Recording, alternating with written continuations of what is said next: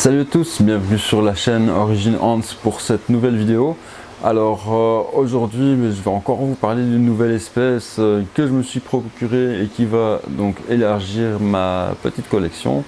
Il s'agit d'une espèce, encore une espèce que j'aime beaucoup. Vous commencez à comprendre, il y a beaucoup que j'aime, il y a beaucoup d'espèces que j'aime beaucoup. C'est un peu mon problème. Maintenant, c'est pour ça que j'ai un grand espace ici à remplir et qu'on va s'atteler à ça dans les prochains mois, les prochaines années, c'est remplir cet espace avec beaucoup de colonies différentes. En tout cas, c'est l'objectif. Et maintenant que je suis parti, j'ai pas trop l'intention de m'arrêter. Bon, trêve de blabla. L'espèce du jour, ce sont les Anoplolepis gracilipes, connue aussi sous le nom anglo-saxon de Yellow Crazy Ant, donc la fourmi folle jaune. Fourmi folle jaune. C'est une espèce qui est invasive, certes, maintenant invasive en région tropicale. Elle ne représente clairement pas un danger dans la région où je vis, à savoir en Belgique. Elles n'ont aucun espoir de survie en extérieur, tout au plus elles survivraient en plein été, mais dès l'automne elles auraient un gros problème à affronter qui est le froid, elles ne supporteraient pas tout simplement. Donc de toute façon le but n'est pas évidemment de les laisser promener en extérieur. Les Anoplolepis, c'est une espèce que j'aime beaucoup. Pourquoi? Parce que déjà j'ai un faible clairement pour les espèces invasives que je considère un petit peu comme des espèces supérieures au niveau évolutif, puisqu'elles ont été capables, contrairement à d'autres, de conquérir de très grandes zones. Donc pour moi c'est ce facteur invasif est aussi une réussite évolutive du point de vue de la fourmi. Voilà, c'est un autre débat. Mais c'est une espèce donc, qui a une très grande faculté d'adaptation. D'abord, elle n'est pas très exigeante au niveau du nid, donc elles vont se contenter de nids très simples. Elles peuvent se contenter d'une boule de mousse vivante dans laquelle elles vont aller se réfugier. Elles peuvent se mettre juste sous une plaque d'écorce, sous une roche. Donc ce sont des nids très simples, en général assez sommaires. Et elles ont aussi une faculté très importante au déménagement. Donc c'est une espèce qui, dès qu'elle va être un petit peu dérangée, va déménager très rapidement. Donc en quelques minutes, elles sont capables de déplacer l'entièreté de la colonie, le couvain, les reines. Tout va disparaître du premier point d'observation.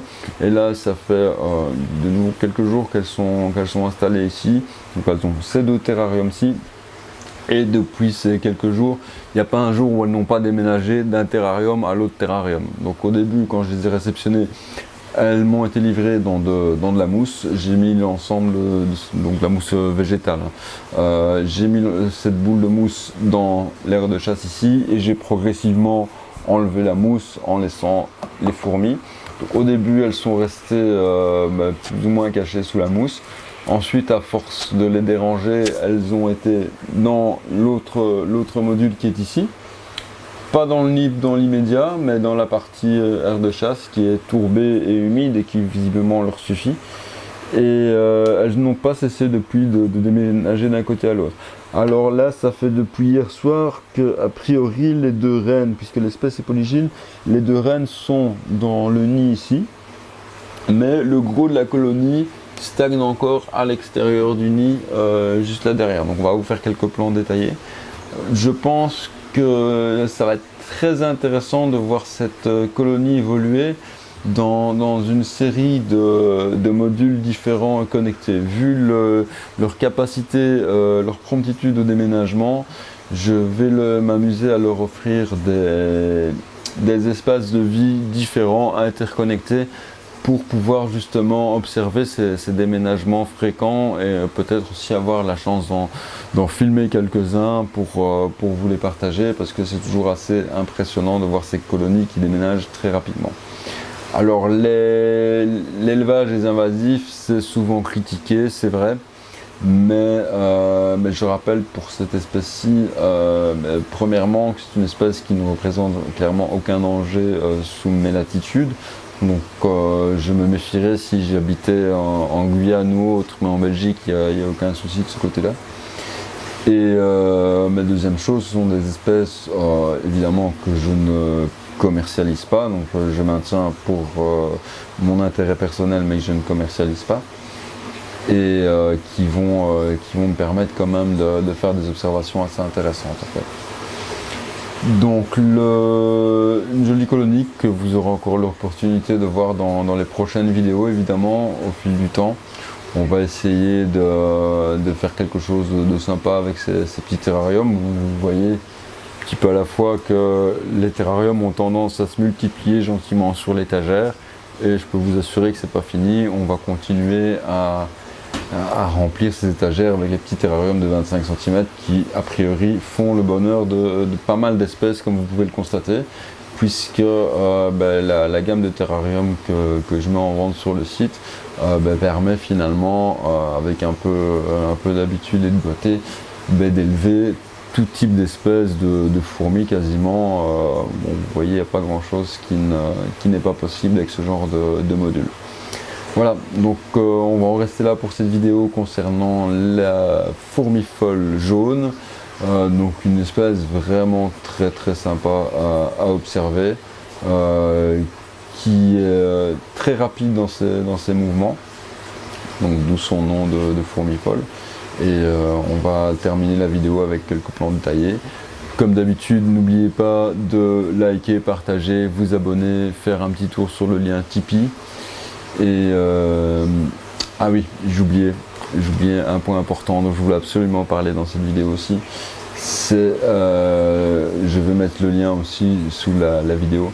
C'est l'histoire de ces fourmis, donc les Yellow Crazy Ants et les crabes rouges de l'île Christmas dans le Pacifique. Donc je ne sais pas si certains d'entre vous ont entendu parler de cette histoire. Donc les îles Christmas dans le Pacifique, c'est cette île sur laquelle il y a une énorme population de crabes rouges terrestres qui, de manière cyclique et annuelle, va tous les ans migrer de la forêt vers la mer pour la reproduction. C'est un phénomène animal exceptionnel et extrêmement massif, à un point tel qu'il serait visible depuis l'espace. Donc on voit la masse rouge se déplacer depuis l'espace, au même titre que l'on peut voir la muraille de Chine ou les autoroutes belges. Donc c'est quelque chose de vraiment énorme, sauf qu'un élément perturbateur est arrivé sur l'île Christmas. Cet élément perturbateur n'est autre que notre petite fourmi, la fourmi folle jaune, qui s'est très bien plu, s'est très bien adaptée au climat de l'île Christmas, et a pris goût à la chair du crabe rouge en fait.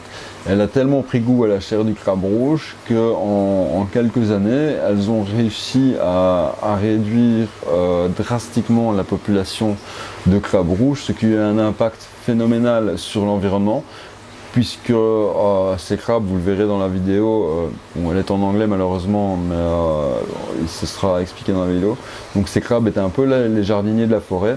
La multitude de crabes permettait d'entretenir une forêt claire, propre, avec un sol fréquemment retourné. L'absence de ces crabes due à la prédation des fourmis a complètement changé le biotope. Donc au lieu d'avoir une forêt de type futé clair, le sol n'étant plus retourné régulièrement par les crabes jardiniers, va-t-on dire, la végétation a proliféré. Donc une quantité de végétation a proliféré au sol. Les crabes étant moins nombreux, les fourmis ont dû se rabattre sur une autre source de nourriture. Et comme la végétation s'était bien développée, ça tombait bien, elles ont pu se lancer dans l'élevage de pucerons, ce que beaucoup de fourmis apprécient, notamment celle-ci. Autre problème, nous sommes donc sur une île, une petite île au milieu de l'océan, qui, comme beaucoup de petites îles, sert de site de reproduction à de nombreux oiseaux marins qui nichent au sol. Et en fait, ce qui se passe, c'est qu'avec la multitude de pucerons, les oisillons des oiseaux marins qui sont au sol se retrouvent couverts de miella. Du coup, leur plumage n'est plus imperméable, et quand ils s'envolent, quittent le nid pour aller pêcher en mer, ils se noient et coulent tout simplement, ou se font manger par les requins notamment, qui les attendent impatiemment, parce que leur plumage n'est plus imperméable à cause du miella des pucerons élevés par la fourmi folle. Donc c'est pour dire à quel point une espèce comme celle-là et bien d'autres peut modifier en profondeur et à très court terme un biotope complet. Donc je vous conseille vivement d'aller voir cette vidéo. Voilà, même si vous ne parlez pas anglais, je vous ai expliqué plus ou moins les tenants aboutissants, et YouTube vous propose toujours une traduction certes approximative, mais traduction quand même en sous-titres qui vous permet de comprendre un peu les grosses lignes du documentaire. Donc n'hésitez pas à visionner ce documentaire, il vaut vraiment le détour et ça permet de comprendre l'impact que peuvent avoir les fourmis quand elles sont déplacées comme ça de manière accidentelle, comme c'était le cas pour le documentaire, ou de manière volontaire, comme nous le faisons tous régulièrement, justement en achetant des espèces de l'étranger. Il faut impérativement conscientiser tout le monde sur le fait qu'il faut garder les fourmis bien enfermées dans nos petits terrariums et ne pas les laisser s'échapper. Sur ce, je vous dis définitivement au revoir. C'est la fin pour cette vidéo. On se retrouvera bientôt pour d'autres vidéos, bien sûr. N'oubliez pas de liker, vous abonner, partager, faire le tour sur le lien Tipeee. Prenez soin de vous et à bientôt. Salut, salut.